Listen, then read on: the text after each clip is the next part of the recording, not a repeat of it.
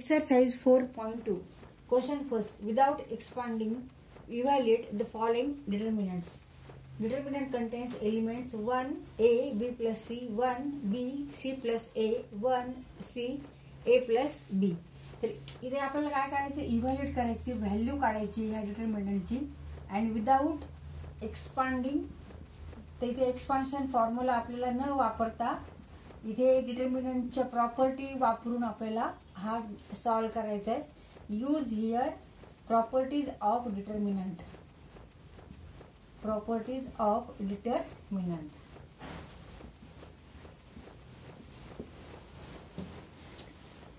आता इथे आपण जर डिटर्मिनंट मध्ये एलिमेंट्स बघितले तर इथे सगळे 1 1 1 आहे. म्हणजे इथला हा जो कॉलम आहे त्याच्यामध्ये सगळे एलिमेंट्स सारखे आहेत. सेकंड कॉलम मधले एलिमेंट्स ए बी आणि सी आहे. आणि थर्ड कॉलम मधले जे एलिमेंट्स आहेत ते बघा ए बी प्लस सी, इथे ए नाहीये, इथे सी प्लस ए, इथे बी नाहीये, आणि इथे ए प्लस बी, इथे सी नाहीये. तर इथे आपण आता काय करणार आहोत की प्रॉपर्टी वापरायच्या डिटर्मिनंटच्या. आणि आपल्याला प्रॉपर्टी माहितीये की डिटर्मिनंट मध्ये जर दोन रो मधले जर एलिमेंट सारखे असतील, समजा ए बी सी, तर याची व्हॅल्यू किती येते, 0 येणार आहे. किंवा दोन कॉलम मधली जर व्हॅल्यू एलिमेंट्स जर सेम असतील, आयडेंटिकल असतील, समजा इथे ए बी सी हा फर्स्ट कॉलम, सेकंड, थर्ड, ह्याची सुद्धा व्हॅल्यू किती येणार आहे, 0 येणार आहे. तर इथे आधी आपण ह्या प्रॉपर्टीचा विचार करायचा आहे. इथे 1 1 1 आहे, म्हणजे एका प्रॉपर्टीत एका कॉलम मध्ये सगळे सेम एलिमेंट्स आहेत. तर इथे 1 1 1 येण्यासाठी काय करावं लागेल, तिथे ए इथे आपण जर ऍड केला ए प्लस बी प्लस सी, परत हा इथे बी ऍड केला, ए प्लस बी प्लस सी, इथे हा सी ऍड केला, तर ए प्लस बी प्लस सी असं होऊ शकेल. आणि ए प्लस बी प्लस सी आपण हे याच्यातून कॉमन घेऊ शकतो. म्हणजे इथे रिमेनिंग काय होणार आहे, 1 1 1 राहणार आहे. आणि मग जेव्हा दोन कॉलम जर सेम असतील तर त्याची व्हॅल्यू किती असणार आहे, 0 असणार आहे. त्यामुळे इथे आपण आता सॉल्व्ह करू. ते पहिल्यांदा आपल्याला काय करता येईल, तर इथे आपण ऍड करू. C3 मध्ये आपल्याला काय चेंज करायचं आहे, C3 कॉलम मध्ये चेंज करायचं आहे. C3 कॉलम मध्ये चेंज करायचा. कसा चेंज करायचा आहे, तर C3 आपल्याला असा लिहायचा आहे, C3 प्लस C2. C2 काय आहे, तर कॉलम नंबर सेकंड कॉलम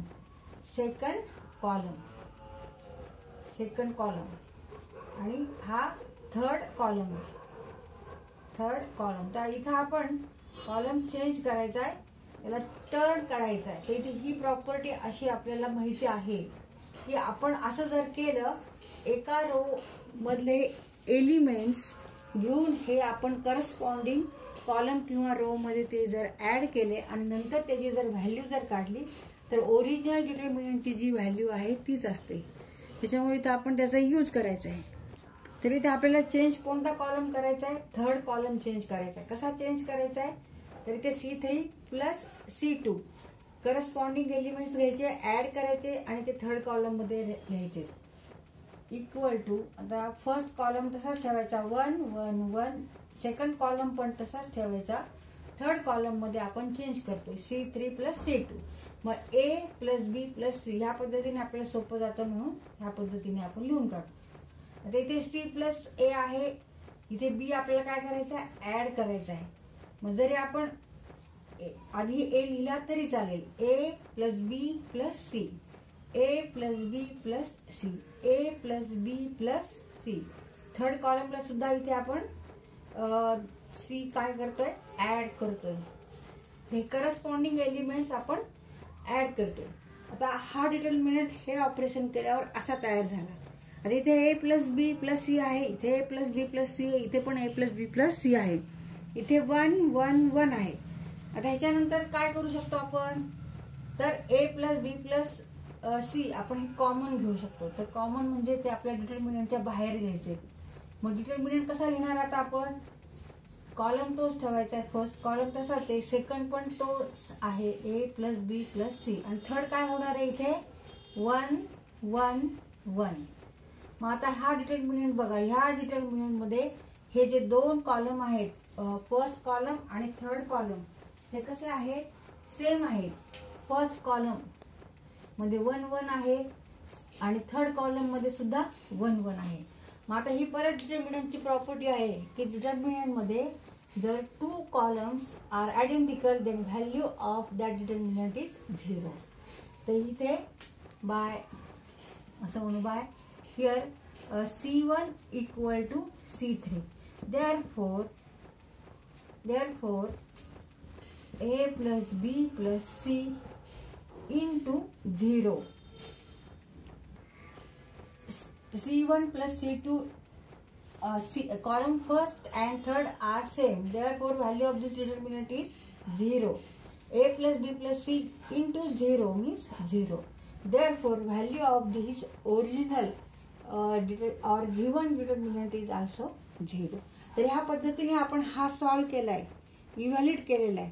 इथे आपण एक्सपान्शन फॉर्म्युला वापरला नाही. Therefore value of this determinant equal to 0. मग आन्सर काय आलेलं आहे? व्हॅल्यू किती आलेली आहे? 0 आलेली आहे. म्हणजे या डिटर्मिनंटची किंमत किती आहे? हा जर सॉल्व केला तर ह्याची किंमत किती येणार आहे? 0 येणार आहे. तिथे आपण एक्सपांडिंग फॉर्म्युला वापरला नाही. आता तुम्ही हे व्हेरीफाय करा.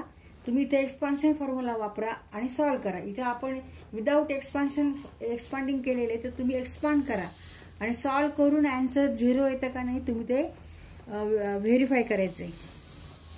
तर त्यातलं सेकंड एक्झाम्पल आहे. त्याच्यामधले एलिमेंट्स आहे 2 3 4 5 6 8 6x 9x आणि 12x.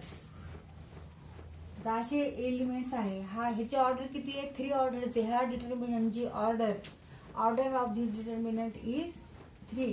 There are 3 rows. First row, second row, third row and column.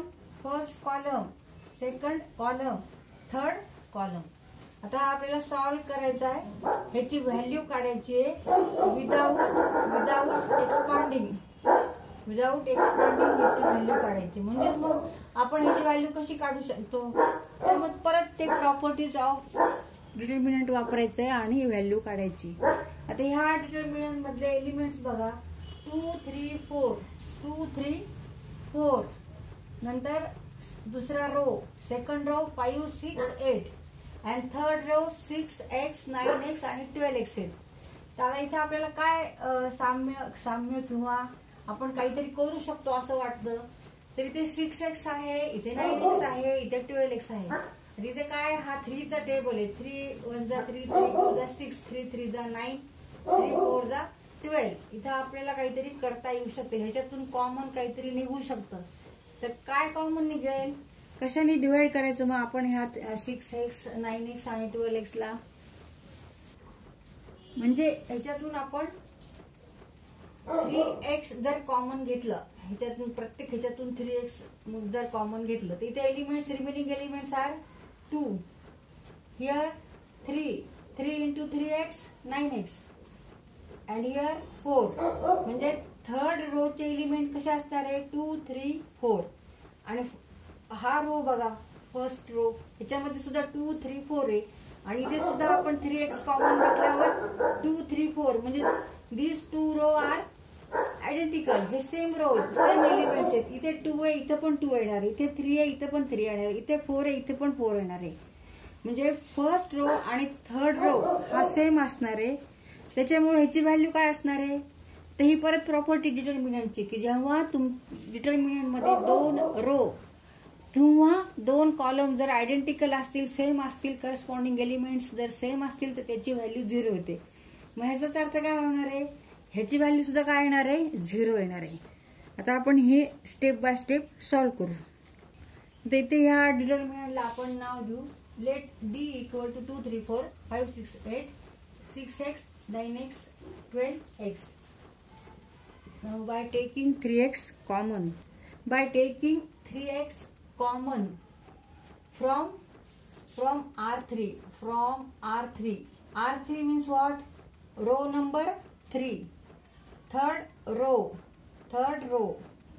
R3 represent third row by taking 3x common from R3. ह्याच्यातून म्हणजे ह्या रो मधून, थर्ड रो मधून आपल्याला हा जो रो आहे, ह्याच्यातून आपल्याला 3x कॉमन घ्यायचे आणि परत डिटर्मिनंट लिहायचा आहे.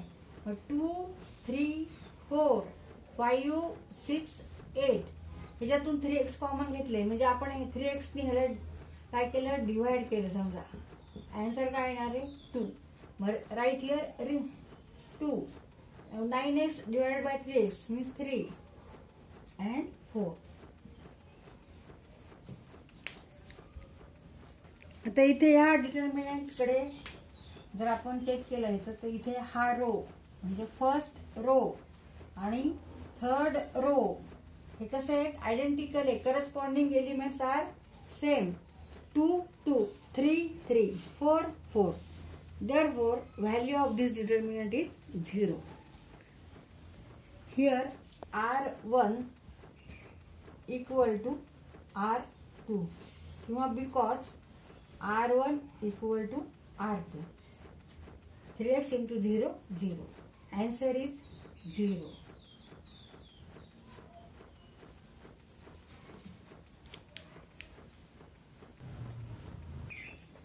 Third example.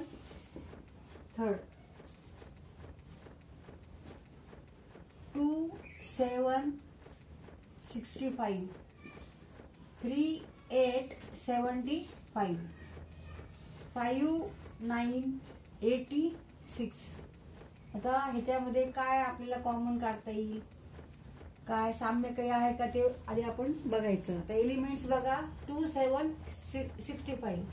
3, 8, 75. 5, 9, 86. Now here 65 is 7 into 9, that is 63. 63 plus 2, 65.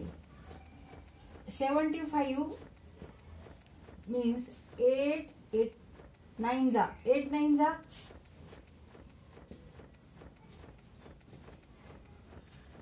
72 plus 3. 72 plus 3 equal to 75. 86.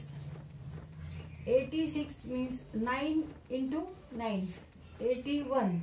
9 into 9, 81 and remaining 5 plus 5 plus 5. 81 plus 5. म्हणजे आता इथे आपण कॉमन काय घेणार,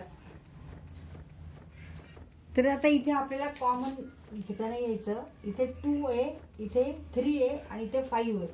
2, 3, 5 म्हणजे आपण काय करू शकतो, आयडेंटिकल करू शकतो. सेम हा फर्स्ट कॉलम आणि हा लास्ट कॉलम म्हणजे थर्ड कॉलम हे आपण सेम करू शकतो का बघायचं.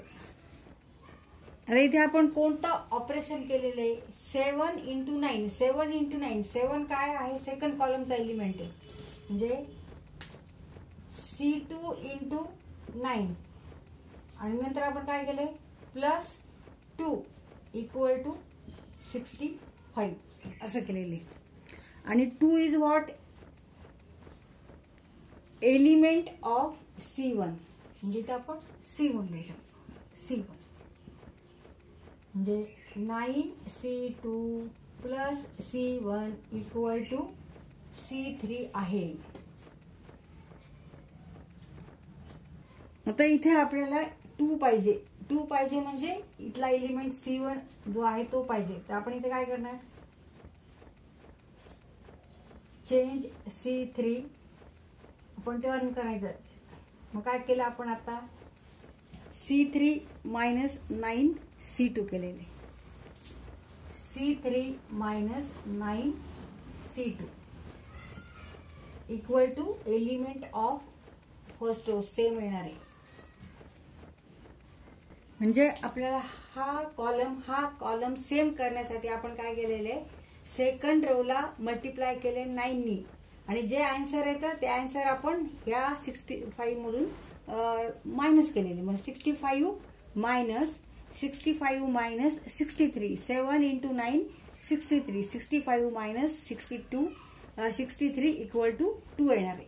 म्हणजे इथला फर्स्ट एलिमेंट येणार आहे. म्हणजे आपण कोणतं ऑपरेशन केलं, C3 change to C3 minus 9 C2 9 into C2 म्हणजे 9ने आपण C2 च्या कॉलमचे जे एलिमेंट्स आहेत त्याला आपण मल्टिप्लाय केलं आणि ते मायनस करस्पॉन्डिंग मायनस केलं आपण.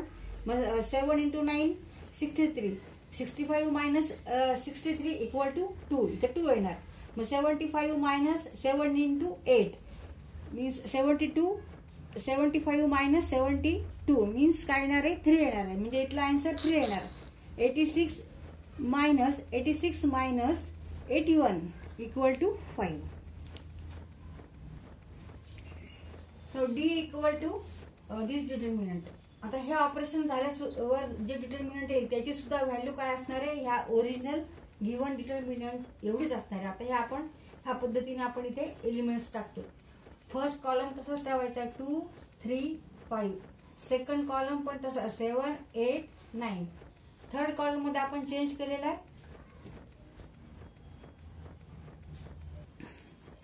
इथे हे ऑपरेशन करून आपण इथे एलिमेंट्स